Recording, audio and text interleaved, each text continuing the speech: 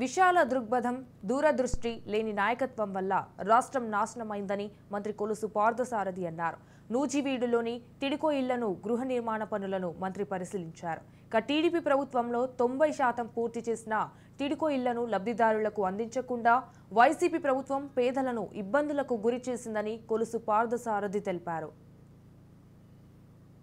నాయకత్వం విశాల దృక్పథం లేని నాయకత్వం పరిపాలనలో ఉంటే రాష్ట్రం ఏ విధంగా నష్టపోతుంది అనడానికి ఈ టిడ్కో ఇల్లే పెద్ద ఉదాహరణ అని చెప్పేసి మనం చేస్తాం. ఎందుకంటే ఇప్పుడున్న స్ట్రక్చర్స్ అన్నీ కూడా యాజ్ ఇట్ ఈస్గా 5 సంవత్సరాల క్రితం పూర్తి కాబడ్డాయి.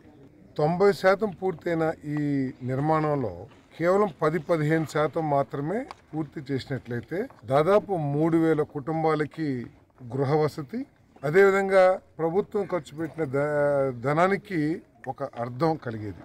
కానీ కేవలం కుటిల ఆలోచనలతో ఒక పరిపక్వం లేని ఆలోచన మూలంగా ఈ ప్రాజెక్ట్ని పూర్తిగా ఈ విధంగా వదిలేయటం మూలంగా ఎన్ని వందల కోట్ల రూపాయలు ఈ రాష్ట్రానికి, అంటే రాష్ట్రానికి నష్టం వచ్చిందంటే ప్రజలకి నష్టం వచ్చినట్లు.